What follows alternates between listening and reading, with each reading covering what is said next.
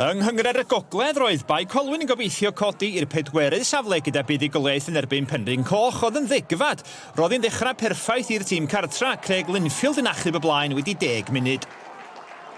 Dyblodd y Bae i mantais 2 funud yn ddiweddarach. Ysgoriwr Linfield yn creu y tro yma gyda chroesiad hyfryd i gyfeiriad Kieran Evans a orffennodd yn fedrus ar y foli. Roedd Penrhyncoch ar rediad o 4 gêm heb golli cyn y penwythnos, ond oedd hynny ddim am bara llawer hirach. James Kirby yn gwneud tîm 2 i'r tîm cartra wedi dim ond 25 munud o chwarae. Bu bron i'r Bae sgorio'n uniongyrchol o gig gornel, ond golwr Penrhyncoch Lee Jenkins yn gwneud yn dda i wthio'r bêl dros y trawst.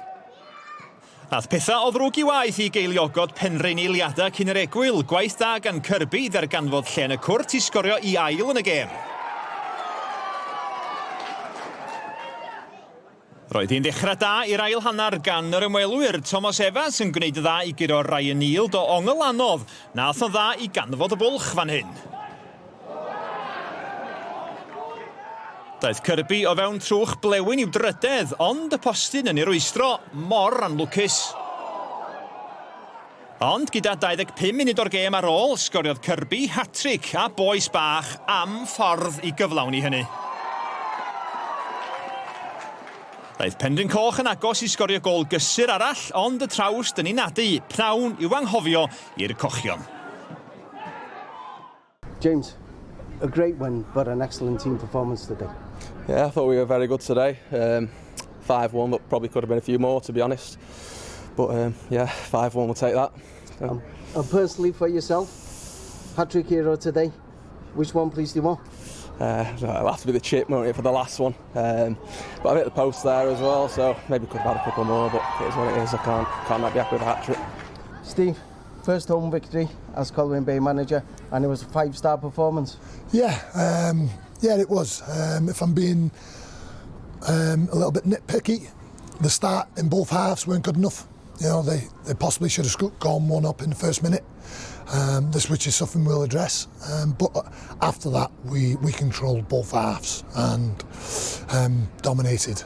You know, and I think some of the goals, which you will show, were of the top quality. Sean, a disappointing result, but you came up against a very good side today. Very good side. We knew it was going to be hard. We've had a couple of good results, but we always knew it was different level coming up here.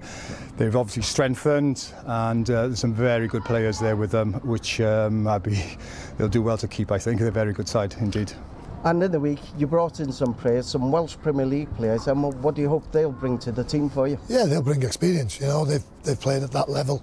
You know, I'm looking to build a squad to get us there, but to keep us there as well. You know, and like I say, they're quality players, which showed today.